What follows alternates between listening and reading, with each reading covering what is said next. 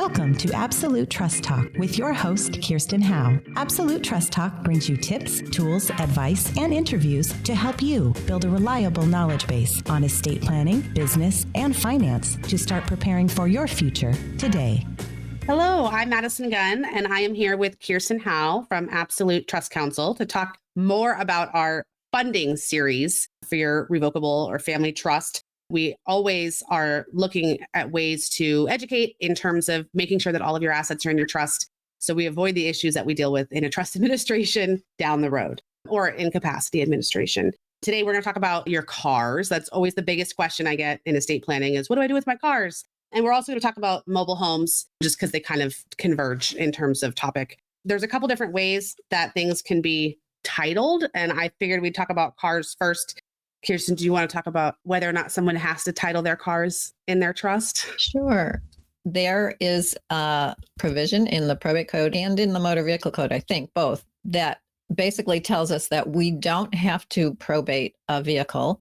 There's a whole other DMV specific process for transferring a vehicle from a dead person to the living. Doesn't require probate court. However, if there is a probate, then you got to bring the vehicle into the probate. We always tell our clients, don't bother with retitling your cars. Now that you've created a trust, it's not necessary. They won't have to go through probate, but you do have to make sure that you retitle everything else. Because, if there's a $200,000 bank account hanging outside of the trust, there's going to be a probate and the cars will get pulled into the probate. So the answer is it depends. But yeah. You don't have to retitle your cars as long as you are confident that you're going to take care of everything else correctly. Yeah. Or if you're Jay Leno and, you have 100 cars or you have significant value cars, like cherry condition vehicles that you've restored and that are worth a pretty penny, you can see them on Mecum Auto Auction, things like that. Those you should probably retitle. Go ahead. Those are worth retitling. Yeah. Or most of RVs. Oh, okay. Yeah. Because RVs are very valuable. Those big Class A bus-like RVs, that's like a home. They're like $300,000, $500,000 and you can resell them for well over the probate threshold. Yeah. So that kind of thing, yes, probably worth retitling in the name of your trust. But most ordinary cars that you drive around and they're 5 years old or whatever, probably it's okay.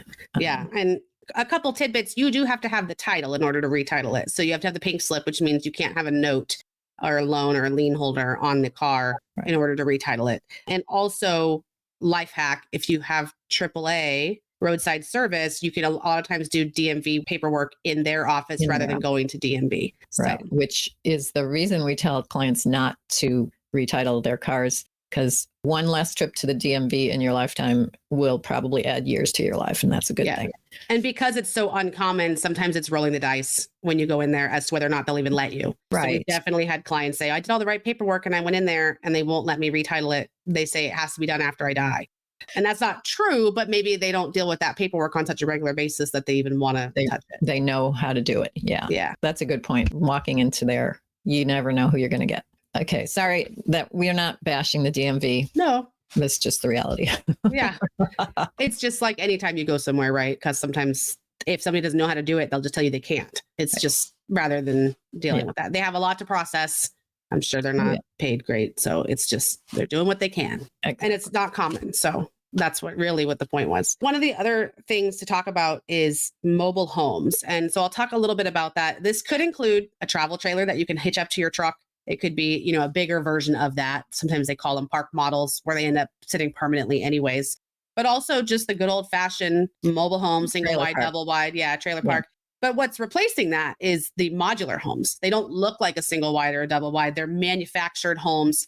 They come shipped in 2 or 3 pieces and they put them together in place and they don't move. You can't move them. So those are a little bit trickier because you don't know where, off the top of your head, you're not going to know where it's registered. So how the way that might work is there might be a DMV registration, depending on what it is.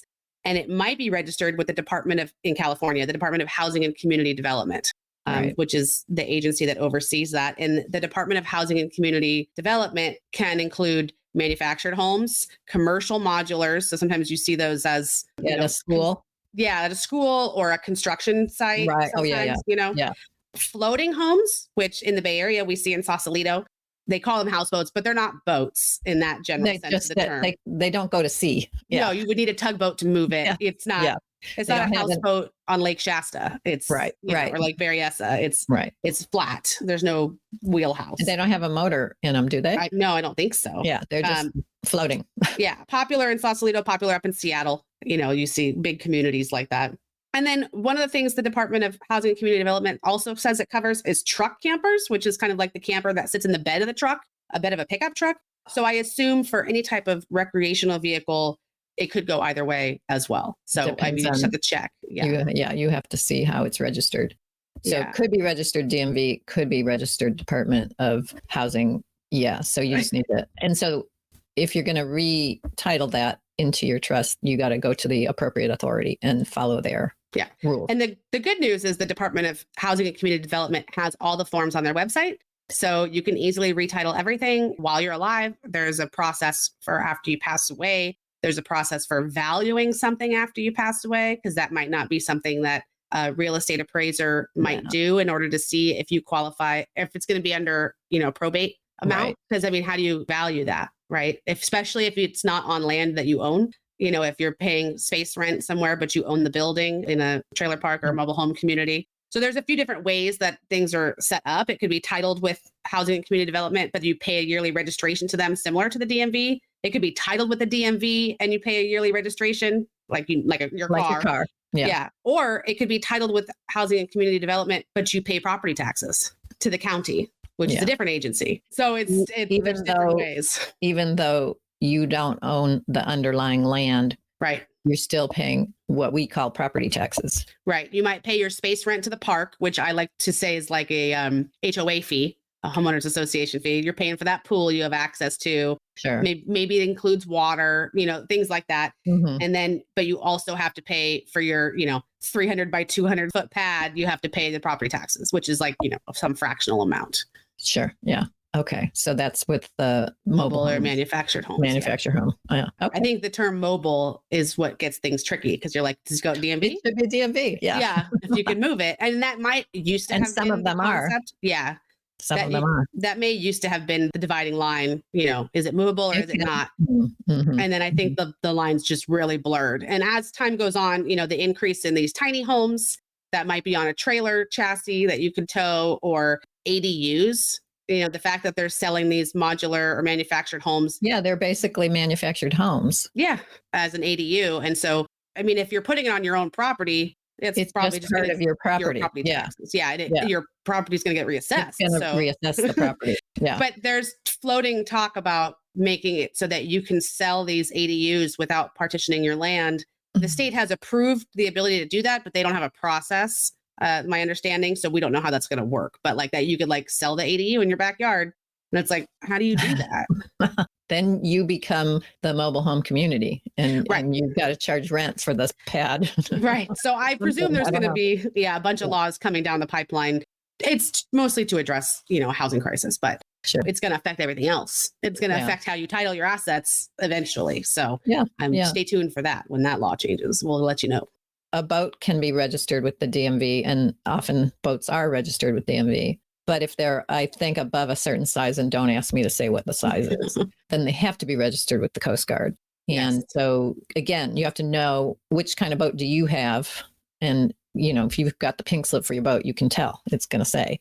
So we would like those to be re-registered if they're, especially Coast Guard boats. Yes. Because it's registered through the federal agency, government, and they don't care about the California laws. Yeah. So they're going to want a court order. They don't care what the probate code says. So if you have a Coast Guard registered boat, you definitely want to retitle it in the name of your trust. And you can do that. It's definitely worth doing, because it's just downloadable paperwork. Yeah. If you don't, there's going to be some pushback, most likely. And it'll just be much more complicated. Yeah. Especially since probably if you have a Coast Guard boat, it's not in your driveway. No. It's in the water somewhere in a slip. It's got a slip. Yeah. Yeah. So you're definitely to do that in order to be able to at least sell it, let alone if it's not registered, you can't sail it or drive it or, go out to sea. You don't want to get caught that way. Right. That's important too. All right. Well, we'll be back, I'm sure, for many more parts to this funding series because there are a lot of assets out there that fall into their own little weird categories, or not weird, but not as easy as just walking into your bank and changing your account over. Exactly. So, and or it's recording just, a deed. It always bears repeating. If you have a trust, you got to get those assets in there. And so here we are trying to help you figure out how to do that. Yeah. Because your trust is only as good as it's funded. As what it actually owns. Yes. Yes. All right. Very good. All right. Thank you, Kirsten. Thank you, Madison. We look forward to connecting with you all next time. Thank you for joining us today for another episode of Absolute Trust Talk Live. If you enjoyed listening in, then don't forget to subscribe. You can find us on Apple Podcasts or wherever you may listen by searching Absolute Trust Talk. While you're there, we would also love for you to leave us a review. And then why not share your favorite episodes with family, friends, or colleagues too? You can find all of our shows and corresponding show notes by visiting absolutetrustcouncil.com. You'll also find a variety of other free resources, including our ebooks, videos, blogs, presentations, and more. If you need help with your estate planning or administration, we also offer a free discovery call to help get the process started. You can find more information on booking your session by visiting absolutetrustcouncil.com/scheduling. If you join us for the broadcast, you can submit questions during the show. But if not, don't worry. You can always get in touch with us by sending a quick message to info@absolutetrustcouncil.com. Thanks again for listening. We'll see you soon. This podcast is not meant to take the place of legal advice from an attorney and does not create an attorney-client relationship. If you do have a legal question or issue, please consult with an attorney.